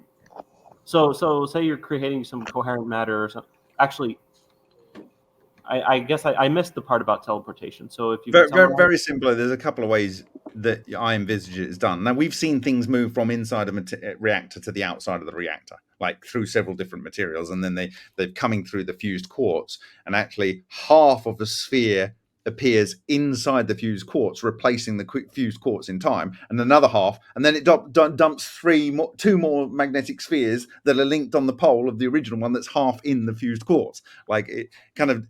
It's a bit like that thing from Terminator where the Terminator appears and it's literally a spherical section that's cut out of the truck and stuff. It's literally exactly like that. It replaces the thing in space-time inside the bubble when it reemerges. So, and this is what John Hutchison. Now, these structures Ken Shoulders described. They can enmesh an object. And then the whole object is then weightless and massless. And then that can move into something else and reappear. And I imagine that this is how you get, for instance, like a piece of wood inside a block of aluminium, which is not something you can easily cast. I actually have half of the sample of the steel knife that's inside the aluminium block, which is a very famous Hutchison sample, and it's under analysis at the moment. And I imagine, again, that the clusters, their magnetic nature covered the iron and it went inside. So you get these kind of reports from the Philadelphia experiment where people were half in and half out of pieces of metal on the the overall thing. So that is teleportation and ending up in the wrong place. There's this guy that I think he's actually from Australia, this neck of the woods, and they find these crabs that are suspended in sand and then inside a sealed bubble well under the ground. and they can't understand how these fossilized crabs are in this sand and then the bubble on the outside. But if you can imagine that it was one of these structures that happened to grab the crab on the sand or whatever, and then it teleported under the ground effectively, and you ended up somewhere. This is my worry with Ashton, is like, if they didn't have proper control of that plane, they might have teleported to the inside of the Earth. And it's like, well, you're never going to find that, are you? That's why I kept asking you about it, because it's like, the biggest thing I'm worried about is not just producing this effect, but like, how do you control where you go, right? I think it's relatively easy to control, as I've described.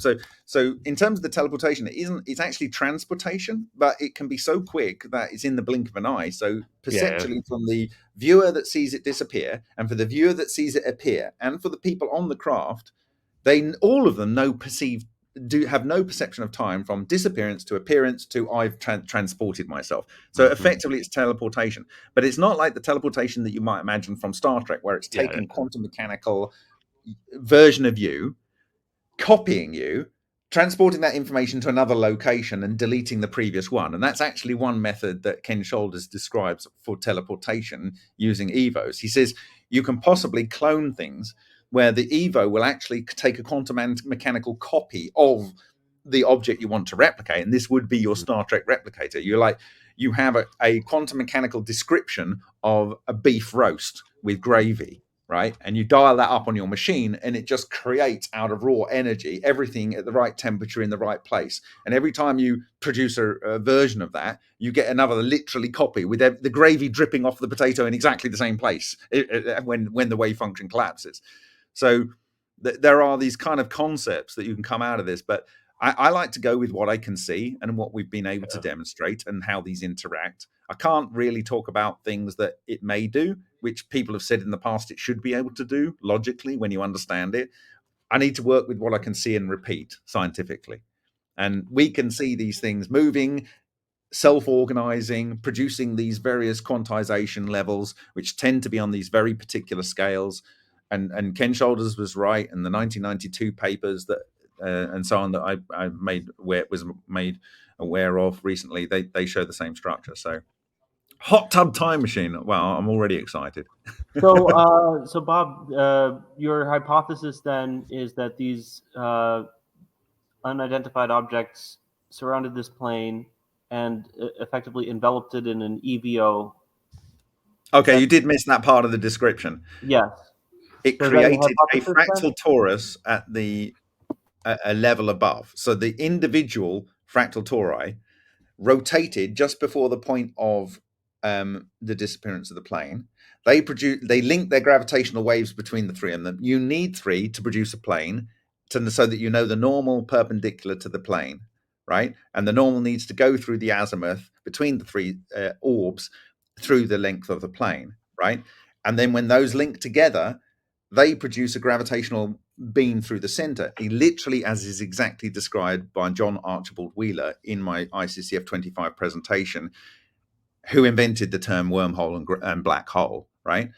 And as they link their gravitational waves, they produce a new gravitational wave orthogonally through the center of the plane.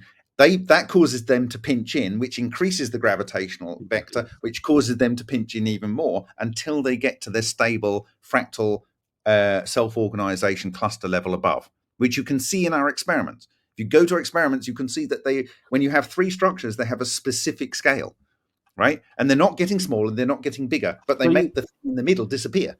So you're additionally saying that these EVOs are producing a gravitational wave, or is this some gravitational? Yes, I'm absolutely saying that. Yes, I'm absolutely saying that. Yeah. Quick question then, real quick, if I can just jump in, because we see these orbs, right? Let's just assume these videos are real for a second.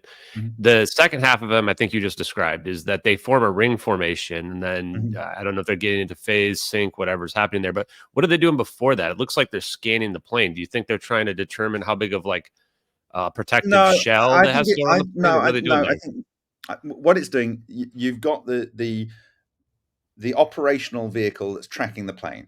And it needs to know where the front of the plane is and the back of the plane and the wings. Okay. And from that, it can actually work out what the orientation of the plane is. And simultaneously, you have the phase conjugated scalar waves that are interacting with the interferometry to position each of those, and to position each of those exactly in the plane that is perpendicular to the azimuth through the center, so that it's in the correct location for the vector of the Visa-Capaces bubble that's going to capture that. And so they need to move around. They're like they're trying to keep, and they mustn't join their beams until the right moment. Yeah. And so they're mapping it to figure out that it can be in the safe zone, right, for when they create the bubble. Or yeah, they need to be exactly the right length down the plane to capture the. It might be that when that thing collapses, it's only the core of the plane, and you might lose the tail fin, and you might lose the wings. You literally only capture the passengers, and what ends up at the end destination on Alpha Centauri or wherever, it goes boom, and it leaves all the passenger cabin and the. I prefer Zeta Reticuli, but fine, we'll go with Alpha Centauri for you. Just kidding. Yeah, and I get what you're saying though. And basically, as it's creating the bubble, it might be slicing up and fragmenting the rest of the plane. You only want to capture the passenger part. Now I'm worried about the tail, because we can see the tail sticking out from the singularity in the first frame. So now you've got me worried that maybe, well, I mean, on the plus side, maybe they just transported the people and just the hull of the plane directly to a specific location that's on the ground. What I need to do is I need to look at those spheres and work out at the likely minimum distance where the Visa-Capaces is, and map that over a standard. I was actually on one of these exact planes flying here, literally. I took pictures out the window to look at the flaperons and stuff. Careful, you got to fly one of those planes back. We don't want to. I have, and I should be going to the airport shortly, so I need to put an end to this quickly, but not in a bad way, in a good way. May the orbs be with you or not with you on your flight. I don't know which one we want to wish you, but the angels keep your flight safe, Bob. Well, thank you very much. Yeah, that green bit you see is the spin inversion above the topological monopole, and you can go and look at the Aalto University. In fact, it's in my presentation, actually. I think it's in my presentation. ICCF 25. No, it's not. If it's not there, it's in quite a few other presentations.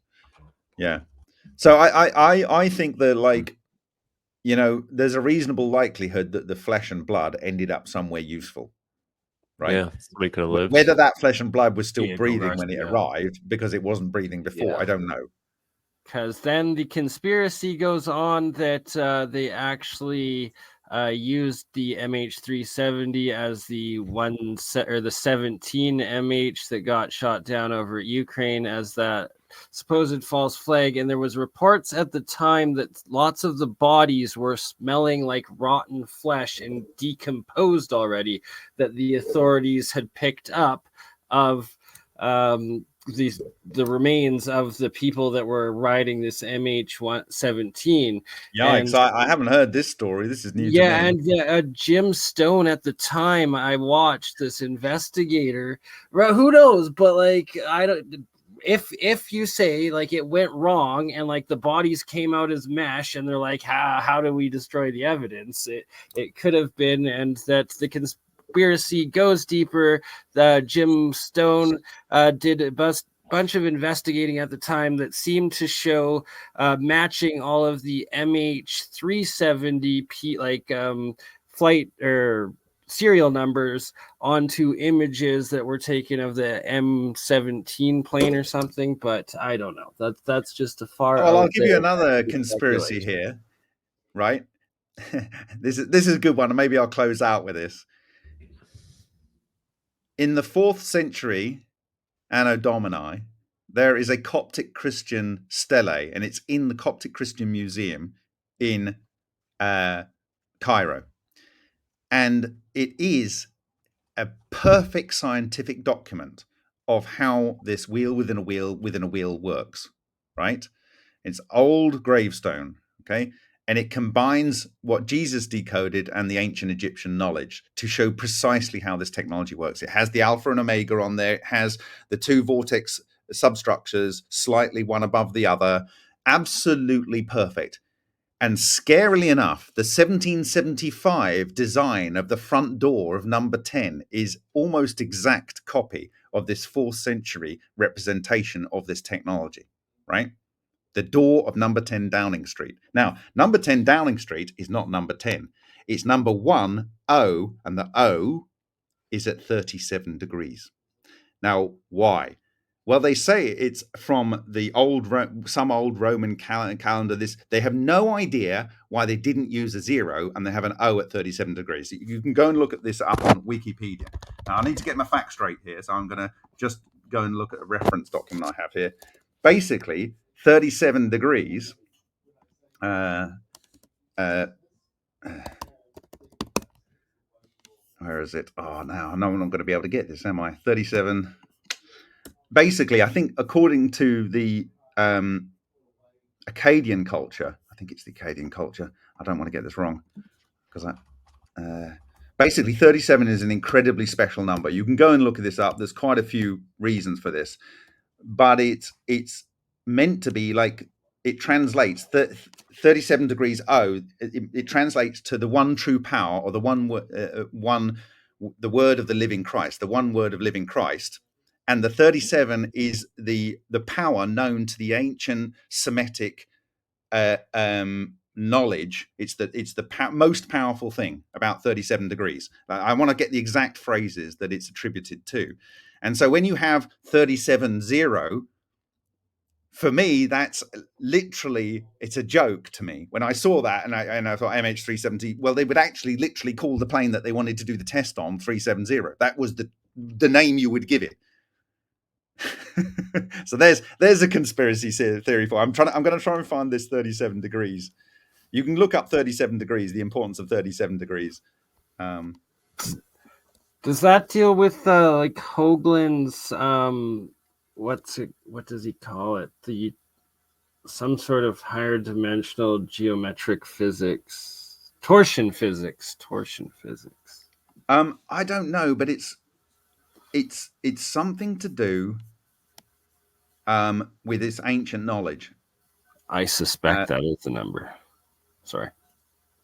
You suspect what?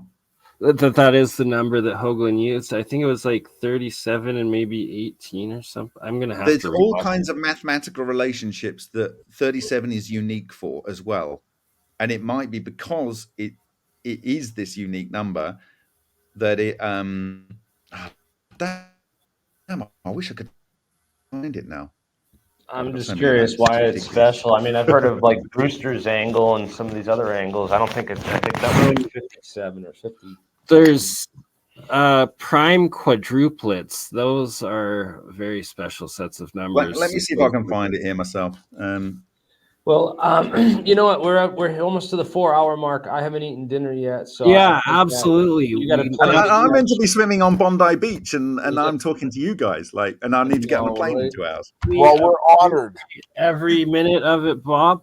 That was amazing, and man, I won't take up any more of your time. You're on. Okay, there's a site called Angel 37. It says the number 37 meaning in numerology. It's a sign that universe is giving you their full support. Yeah, let's do this again later for sure. I'm glad that this was an awesome collaboration. I'm glad we got a number of eggheads together in this room, so it's great. Look at that. That's cool. Wow, what am I looking at there, Bernie? Pure zinc anodes, and showing that in the electrolysis water, how they seem to be in the circular corrosion pattern. Was that from just now? No, these have I've run in the past. Usually it takes about 6 hours to do that. Does everybody here have their own lab? Is that Michael? Are you in your own lab right now? Yep. Awesome, man. Then I just also quickly wanted to state this right here is I hooked up the pure copper triple bagel coil, just one of them, and it's just to a cathode negative 5 volt AC. But and then I've got just a 3 solenoid wire copper anode that's corroding away at the top, and that this is all white monoatomic copper that has formed and it's proceeding down where it's starting to condense at the very bottom there, and that there's still about 2 to 3 inch exclusion zone at the very base between where the monatomics are precipitating and where they're in the water coming down between that exclusion zone. And that the biggest issue with creating this stuff is that more often than not, it won't be white, it will be blue, which is then oxidized, which then completely ruins the material purpose of it, and then in fact actually makes it toxic for anyone that wants to like play with their lives in danger. And usually you see these blue people from trying to take the monoatomic silver, but it's diatomic, and they've accumulated vast amounts of heavy metal poisoning toxins of taking in this oxidized pure metal that is blue. And that's the difference between making the monoatomic and the oxidized diatomic particles. So they went full Smurf is what you're saying. Exactly. Yeah. So the Smurfs and the aliens, because the demigods, right? They supposedly had these monatomic golds, and they were all blue and flying and whatnot. Who knows? But they had the oxidized. I don't know. Maybe it means you eat it, you die, then you fly away with your spirit. Who knows? That guy that turned blue from eating the colloidal silver supplements and stuff. That was pretty crazy. He looked like Papa Smurf. That guy. He had gray hair or bluish gray. He looked like Papa Smurf. He really did. Yeah, I'm sorry. He really did. Guys, I'm going to have to say thank you, BurnEye. Thanks for inviting me on, Jeremy. Thanks for coordinating this, BurnEye. I should probably know more about alchemy given the fact I work in Lena. But Ashton, Michael, fantastic. Shane Dave's not here. Gerald, really appreciate you always. I need to go. Check out the Martin Fleischmann Memorial Project on YouTube. That's Bob Greenyer's channel. I'll post a link to it in the description below. And thank you everyone who participated, and have a great rest of your holiday there. And we'll talk to you in the New Year. Christmas, everybody. Merry Christmas, everybody. Safe travels. Happy Christmas. Bob. Merry Christmas, everyone. Happy New Year. Bye, guys. Yeah. Awesome. Thank you. Have a great one, everybody. And Jeremy, get us in touch. Ashton. Yeah, I will definitely get you guys in touch. And Ashton was asking about our labs and stuff. Oh, yeah. And I want to give you guys a little. Sorry I was so busy. I missed the whole thing practically. Still working in the lab. Keep up the hard work, man. Nice setup there, Jeremy. Cool. Yeah, well, all right, I'm going to bail out, guys. See you later. Bye. Safe travels, Bob.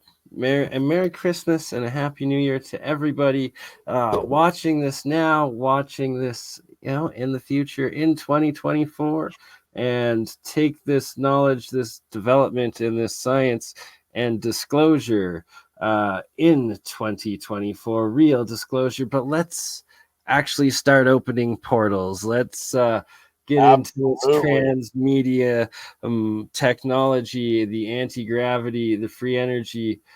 Jeremy, you're muted if you're trying to speak, brother. No, he's just showing us the lab. Absolutely. My only question is, lab. If we crack the hole open, who's the first to jump through? Is it going to be Jeremy? Well, so who's that guy? Maybe Michael. The guy that, oh man, there's the story. It's on Y-Files. He called. What's that? Yeah, I was just watching the that guy, the time when we guy. crack the door, who's the first to walk through? Is it going to be Michael, Jeremy? I mean, who's volunteering to go through the hole? What's going on? We'll draw short straws for it. First, we put the couch. Then there's the couch with the cat, and then we gotta find that guy and interview him if he's still alive and see what he's got to say. Well, whatever. Frick, I can't remember the name. Well, we have a whole nother floor with a maker space, like a whole machine shop and like other stuff. I don't know if you guys want to see all that, but wow. Yes, we do. If the FBI wanted to take special interest, why wouldn't we? Yeah. Well, they haven't visited this one yet. So okay. But, well, that we know of. We have had a few interesting people. You're with just show up and ask questions and start, hey, what are you guys doing here? Once we build our particle accelerator. Well, I think his thing froze. Sometimes when you move around here, you lose connection. But yeah, there was one guy who came through who was a Rothschild. That was pretty nuts. All right, I'm switching.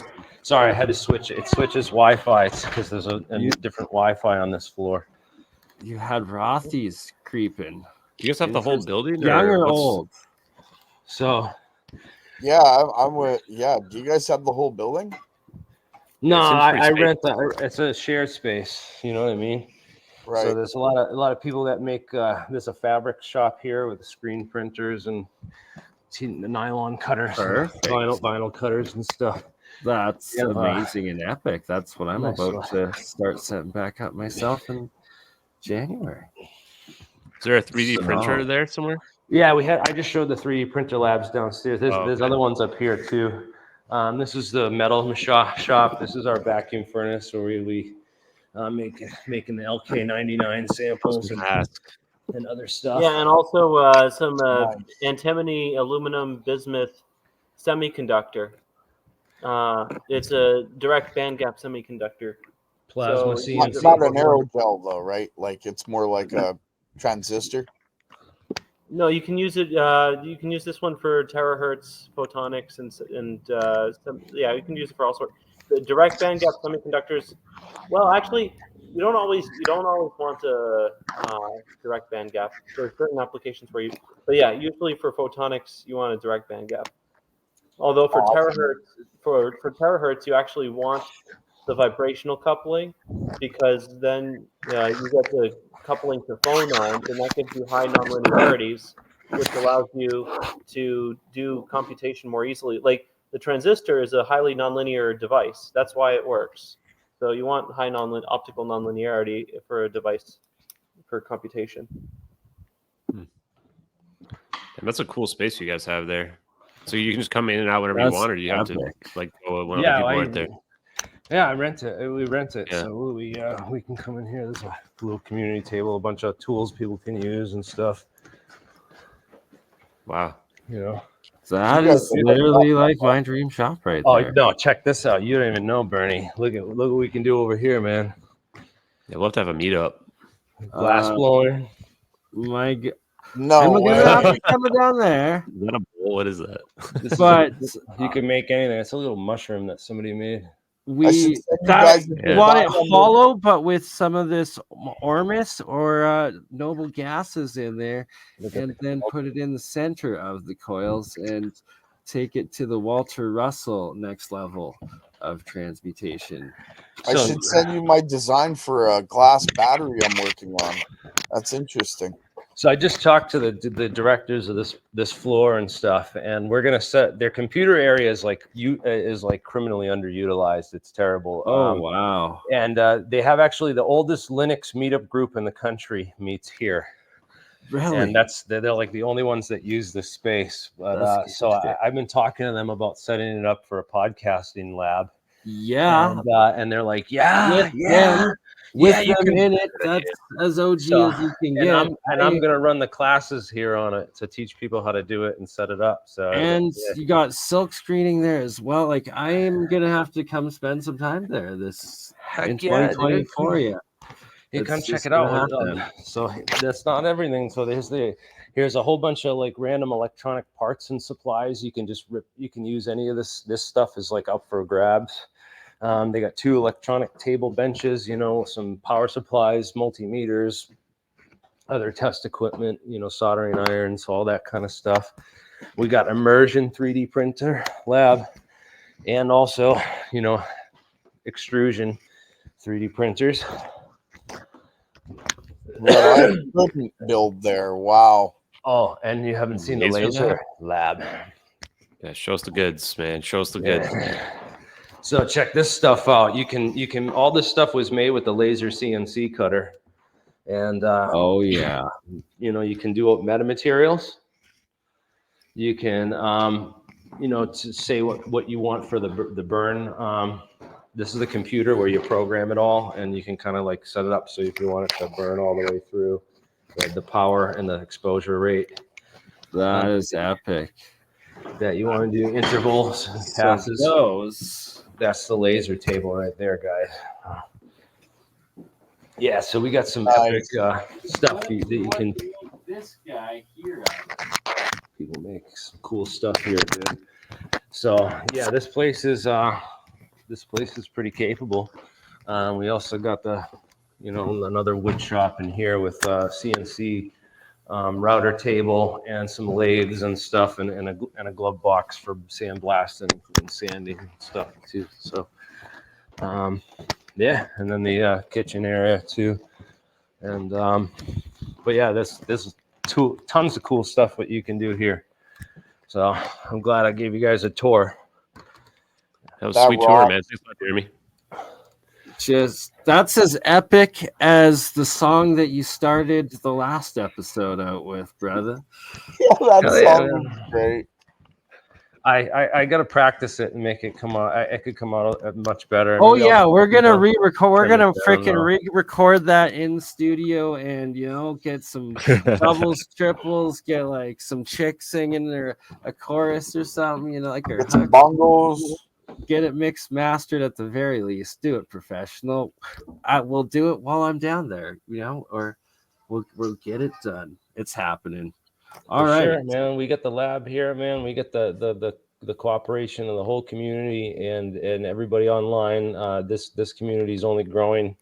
Don't forget to smash that like and subscribe button, and send me an email if you want to link up or anything, man. I'm open here to exposing the truth and digging in and just forcing the government to have new investigations of all this stuff. This stuff should have had investigations long ago. It needs to all be reopened and reinvestigated, as far as I'm concerned, because I sure as heck don't believe in magic bullets or that the Pentagon just lost $2.3 trillion the day before 9/11.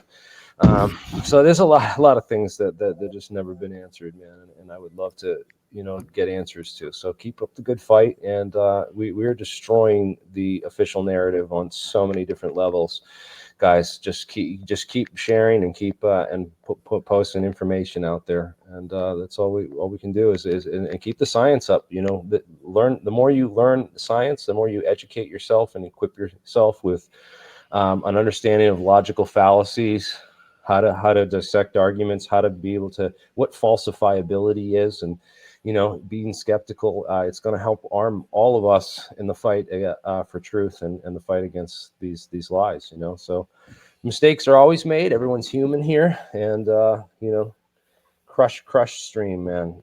You're absolutely right. Thank you all for being here. You guys rock, and we are the government. Let's take it back. Exactly.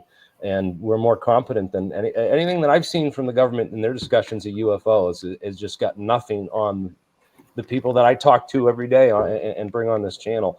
And that's going to continue and just get better. So thank you for staying with us. And you guys rock more.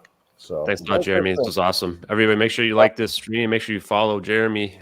Make sure you're following, and everybody follow everybody here, because we're live on Ashton Forbes channel, on AlienScientist channel, on Crypto Alchemist channel, and maybe more. I'm not sure. Jeremy, plug we have the eBay store now. APEC tomorrow too. So eBay store is up online too. So check us out on eBay. I'll post. We got that, and we got the Super Force shirts. Super short Force shirts. You gotta show them. Yes. We got to get what do you call it? We have the magnesium bismuth composites we're making. We'll put that up there. Why not? You're selling them? Sure, why not? I mean, it's easy to make. Yeah. Everyone says, "Oh, this is so difficult to make." I'm going to prove them wrong. Awesome. I'll buy some. Heck yeah. I'll buy some. Michael makes anything. I'm just like, he's like, yeah, we can make that. I'm like, I'm gonna buy some too. Michael is the material man. Send me a link to that. I'll post it on my Twitter. You ever see that sketch from Portlandia? We could pickle that. That's great. I love it. All right, shall we play the disclosure song to close her out one last time? I guess so, man. I wish I could do a better. I gotta re-record it. This is as a first copy, like just playing your heart out, like not rehearsing it. Like it's epic. Don't worry about it. Like round two, when we actually record it properly, like it's gonna be a hit by the time it's done. This is the free all version. headed, y'all? This is headed towards the stars, man, and beyond, where Tom DeLonge promised to bring you, but never followed through. And we're tired of those people. So we're showing you how it's really done. And Tom, you better be paying attention and taking notes, because Tom DeLonge was wrong. Came along with that cron, and the strongest cron that you ever heard of in a song. Do any of them ever pick it up and actually play it? Who wants to hear me play a Christmas song? I know I do. All right. Metamaterials. Can these things work miracles? Perfectly spherical, like a rich